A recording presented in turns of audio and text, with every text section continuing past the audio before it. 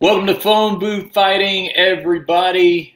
Almost 5 years strong now with myself, Richard Hunter, that guy to the right of your screen wearing that handsome Phone Booth Fighting t-shirt. His name is Frank Mir. You may remember him from fighting.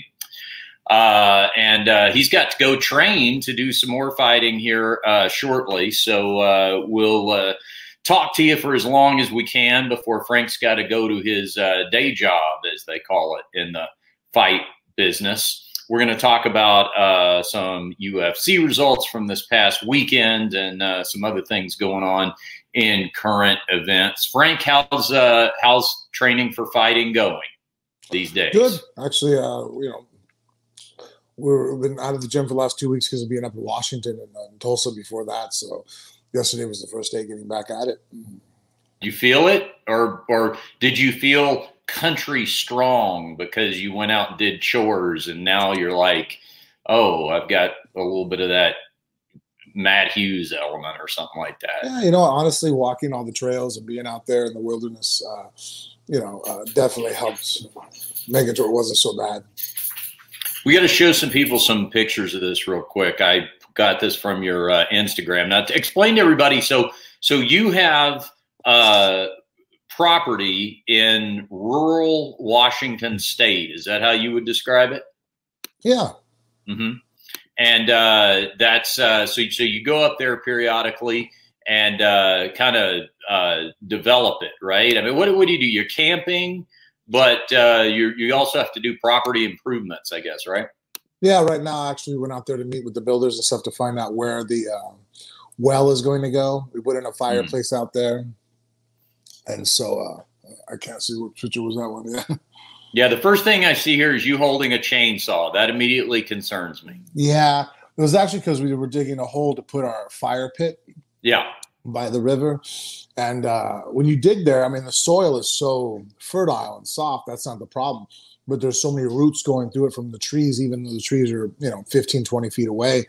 The roots still, are very close to the surface. So we had to saw some of them back. Mm-hmm.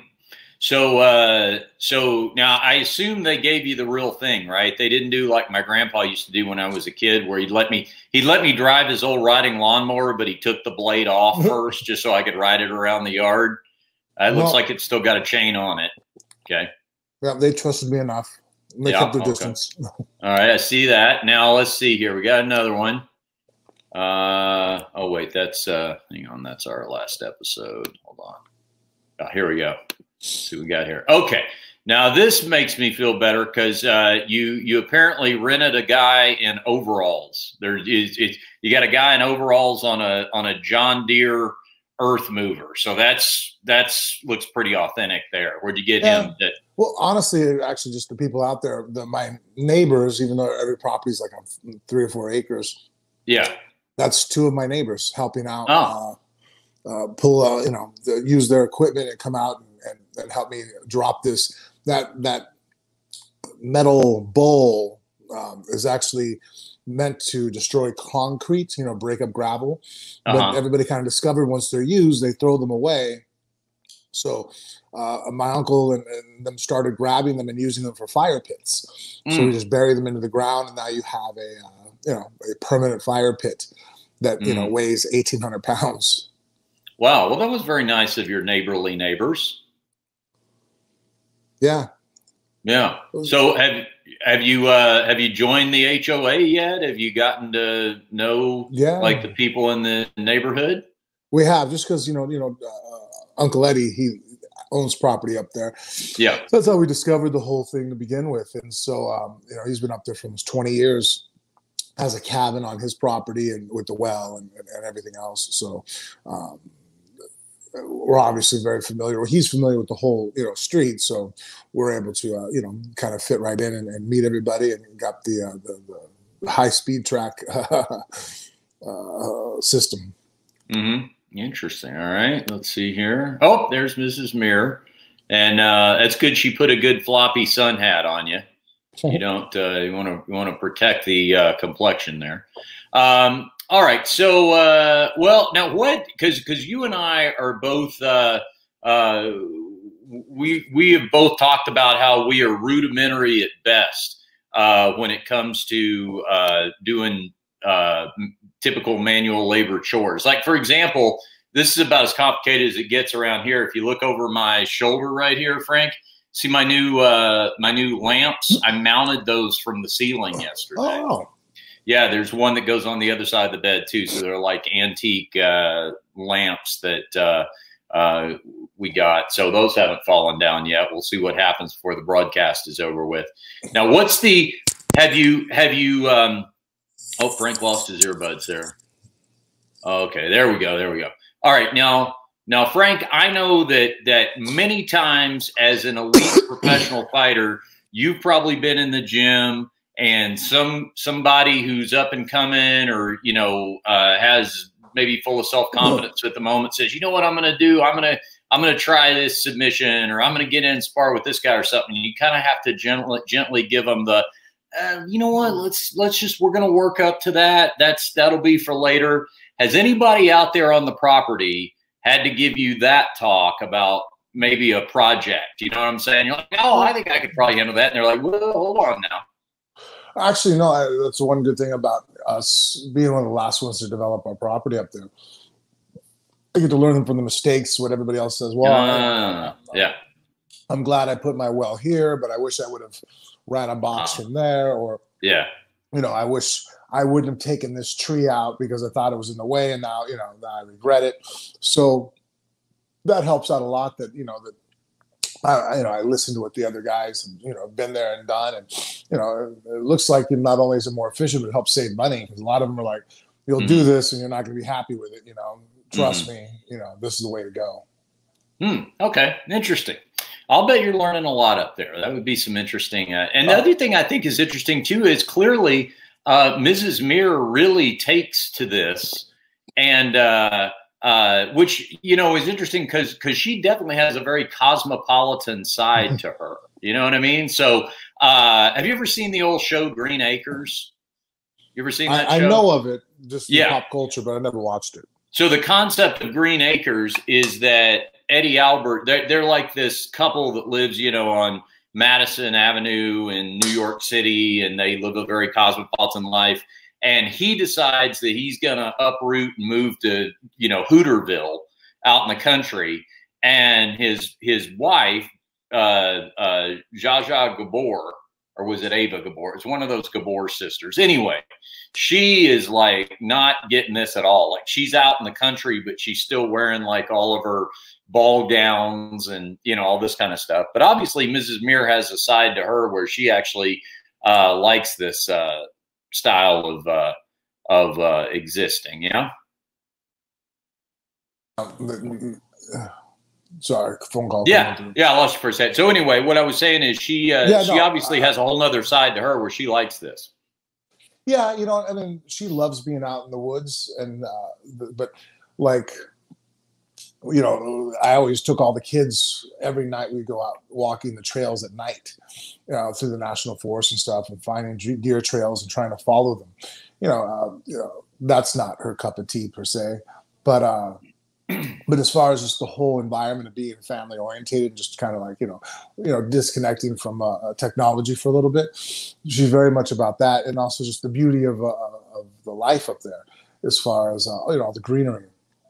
But like differences. My wife, she wants to build we're the first structure we're going to build is called like a pole building, like a giant garage, so that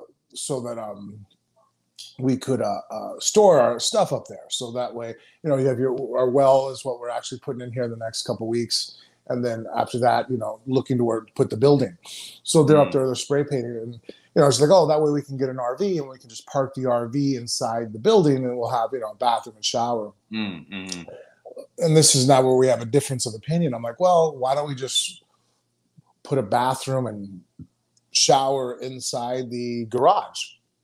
That way, while we're camping, we have access to a flushing toilet and a hot shower.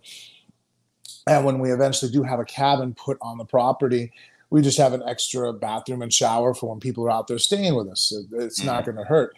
Whereas if you invest in the RV, they lose its value. And if it's parked up there for months at a time.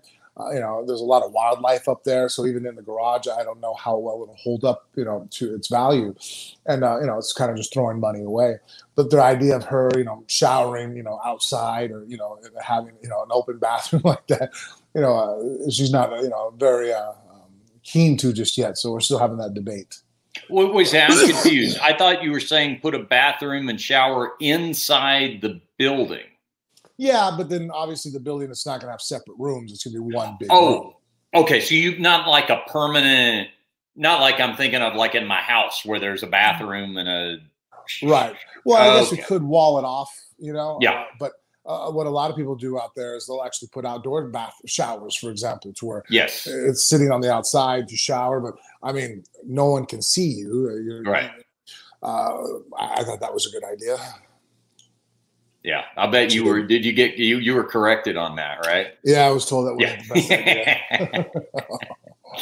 All right, very good. Well, I have a little camping trip on my own plan for next month. I'm going to Joshua Tree for a few days. Yeah, we're gonna celebrate my birthday out there. So I have some fun. I think I'm gonna have some fun details to share regarding that. So when it gets a little closer, I'll explain what it is we're doing.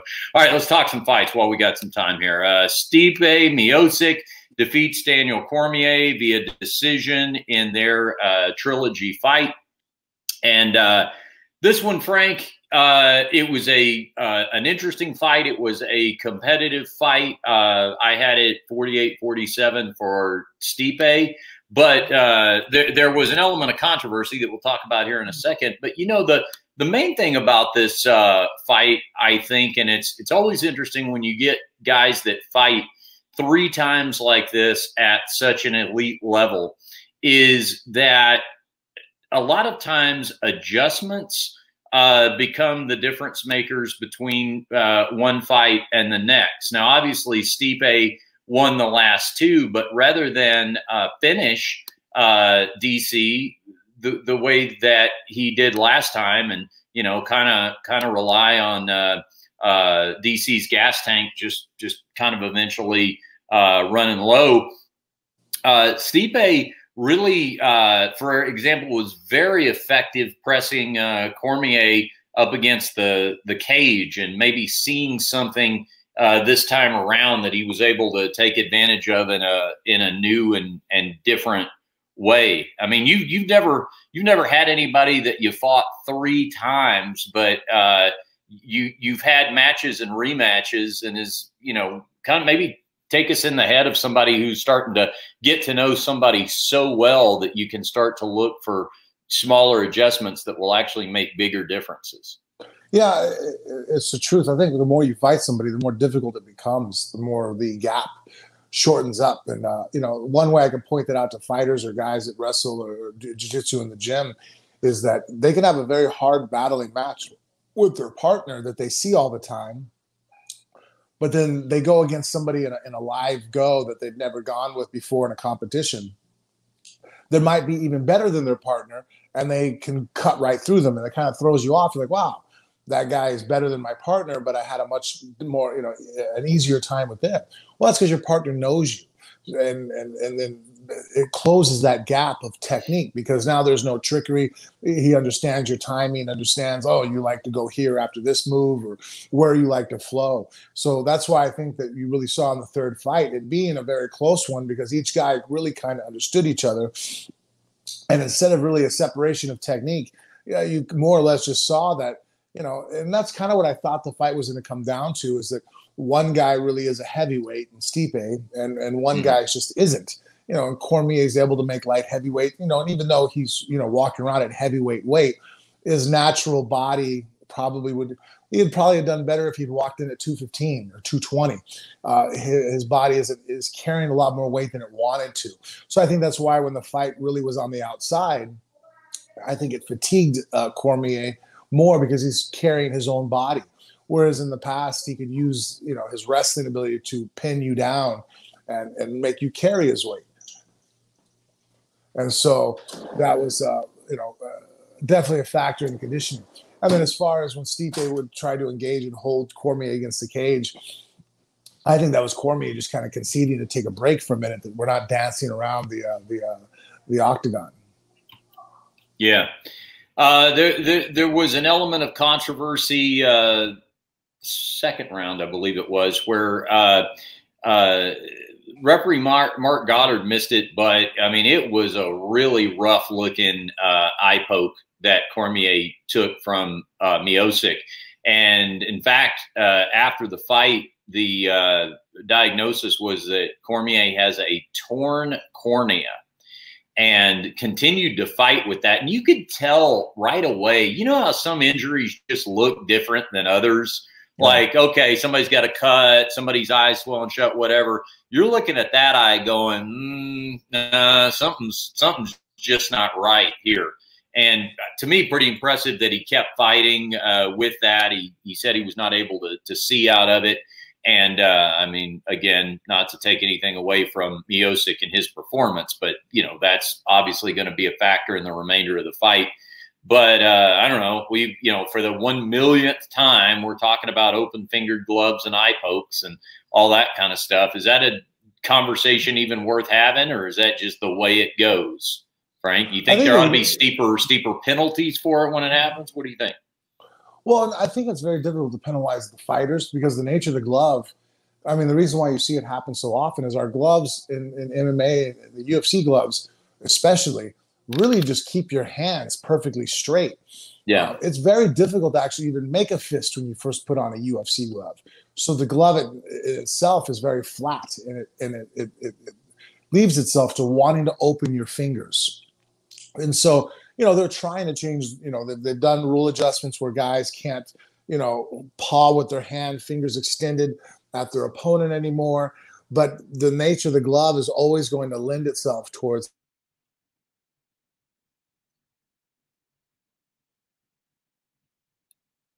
And so, I think you just have to fix the glove. I think a couple things could occur, you know, I was reading, there is a fighter out there, a former fighter, that actually came up with a design. I'm curious to want to see them, to see how they look. But something that causes it to where your hand stays more closed. And as a grappler, that's not a big deal. I just open your hand to grab a hold of a wrist. And so I think there's other ideas out there. I just think it's whether or not the UFC, you know, wants to invest in doing that, as being the leader of the MMA organizations. I think something has to be done because, I mean, here's a situation where, okay, Cormier retired and he has an eye injury. But imagine if he would have won the fight and now your champ has an eye injury, a torn cornea. Who knows when he's fighting again? So now, I mean, there's so many ways and so many different injuries that can occur. If this is something that can be eliminated, it's kind of like, you know, it's like certain mouth injuries we're able to eliminate through wearing a mouth guard. So what? We all wear mouth guards. To try to help that. I mean, you know, certain headbutts, we've found out that, if I put a little bit of grease on your head, it makes cutting a little bit more difficult to occur. So, okay, well, it's one less way that isn't really a real way to win a fight that we can eliminate from here, so that it's really whoever the better fighter is. And so I think the open hand gloves are something that's going to have to, you know, I think it has to be addressed. But I just think that right now, the powers that be just, you know, it's like, oh yeah, that sucks, and then on to the next. It's not their eye getting poked. You're right, exactly. Eyes freak me out. I mean, that's one element of all this. You know, obviously, we talk about brain trauma and concern with all that, probably first and foremost. But boy, eyes are another very delicate part of what's getting hammered here. And you know, like even with jiu-jitsu, I mean, I've had 2 torn retinas, but one in each eye from jiu-jitsu. And it's amazing, I think, just instinctively what you don't think about with your eyes until you don't, to me, you have to relearn to be protective of them. Like I took one, there was, I had somebody mounted on reverse mount trying to go for a leg lock, right? And I sat up to defend it, to pull their arm back. And when I did, of course, they're not looking at me. They've got their back to me. When I did, his elbow went back like this, and I basically popped it right into my own eye. Now, I've never done that again. Now I clearly think anytime I'm applying that defense, that elbow could come back at my head. So even though I'm hooking it and trying to pull it, I'm never, you know, right on line with that elbow. But yeah, I mean, it's just like they're just, like I said, I mean, your eyes are just so delicate, you know, and it's a weird thing to have to worry about. It's not like a bone. It's not like a, you know, a hard object. Yeah, and I think again, I think the glove, even if you don't cover the fingertips, I think curving the glove a lot more. Some organizers have much more curved gloves. I think that the UFC would do much better with, because if you look at, you know, wrestling on an international level, judo, people have no gloves on. Their hands are open and they're reaching towards people's faces. And we don't have the same percentage of occurrences of eye injuries that we do in the UFC does. And that's, again, because once the glove is put on, it's very hard to make a fist. You have to concentrate to focus in. If you relax, your hand opens up, because that's the nature of the glove. Yeah. Yeah. Speaking of interestingly shaped gloves, have you heard the news that Paige Van Zandt is signed for bare knuckle fighting? Have you heard about this, Frank? Bare knuckle boxing. Yep. She is now going to turn her attention toward the sport of bare knuckle boxing. And well, if management is to be believed, she's being paid a lot of money to do it.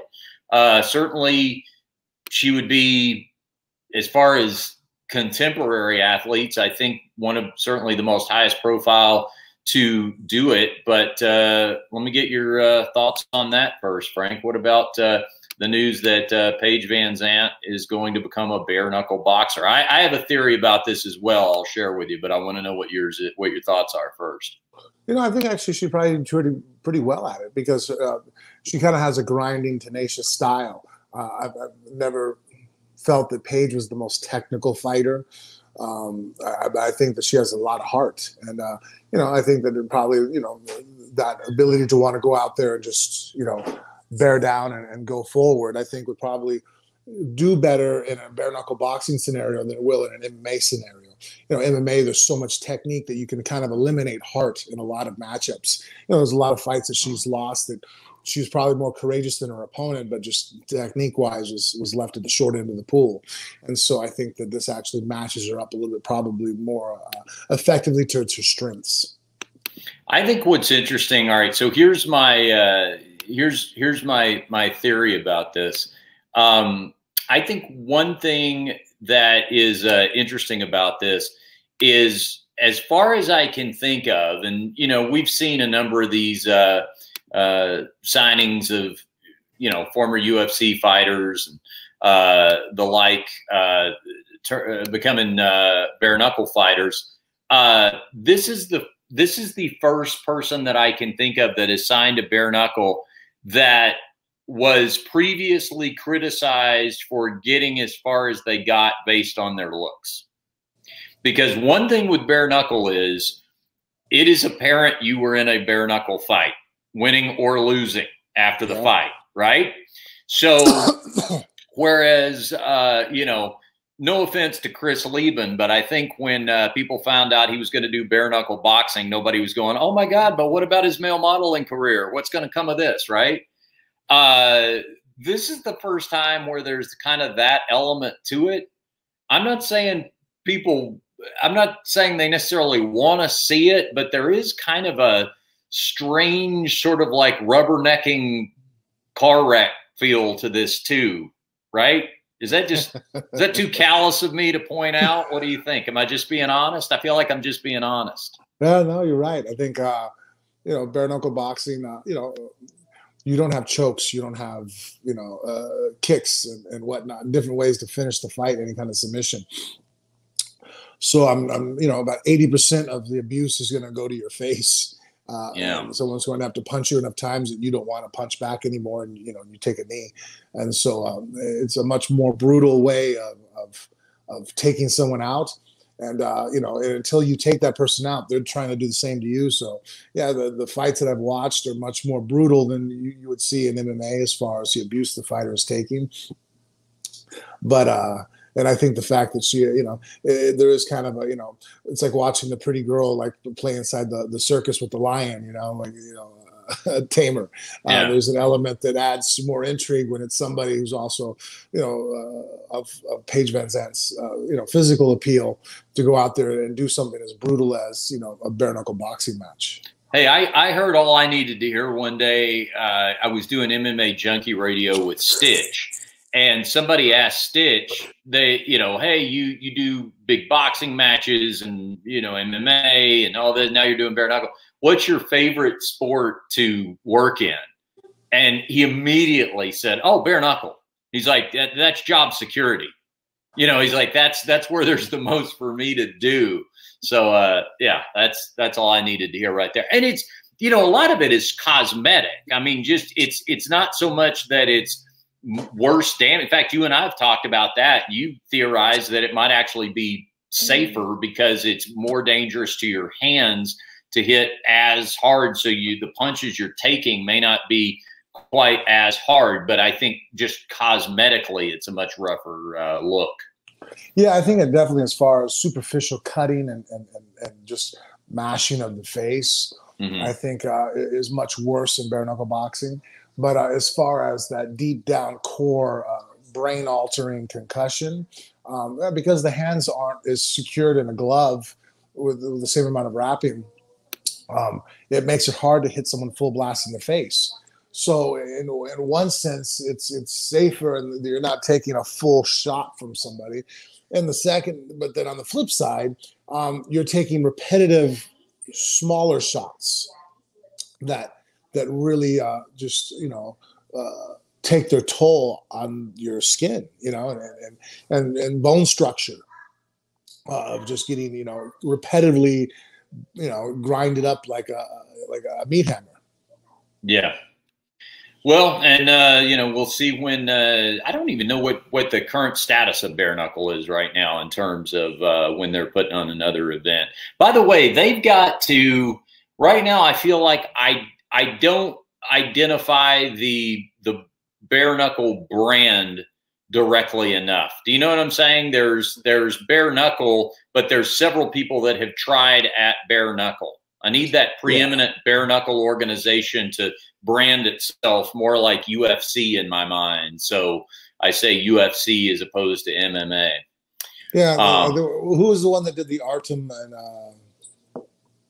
okay, that's the one she signed with. That's the one BKFC, right? I think that's right. Bare Knuckle Fighting Championship. But that sounds fast food to me.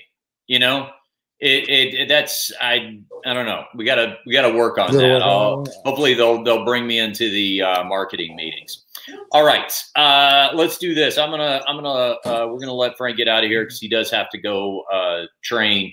Hey, just a quick thing. Maybe this is an interesting note to close on because you mentioned this to me just as an aside. We were talking yesterday about training, and you said that if given the state of everything, if it wasn't your job, you wouldn't necessarily be training right now. And one, that made me feel better about training in my garage right now.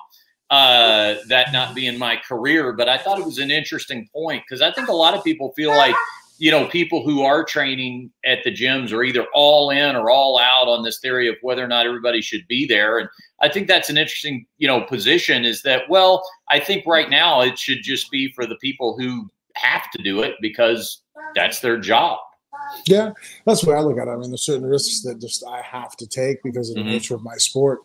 If I didn't have to, I wouldn't, but I think that's just, you have to just weigh out the good with the bad. Obviously me catching COVID and spreading it to people is a horrible thing, but I try to look at the percentages of it happening and then try to do as much as I can to be precautious within the realm of I still have to go train. I'm not able to just, sit inside the house. You know, and if someone else was in the same situation where they're like, hey, I'm just going to go train for fun, I'm like, you know, really, like, maybe that might not be the best time to just, you know, to go have fun, you know, because then if something were to happen, you're like, well, you know, I went to a party. I'm like, well, that's why you got sick. That's not cool. It's kind of like, you know, why are you going to the hospital? Are you a doctor, or are you just going to visit someone? Right. You know? Yeah, good point. All right.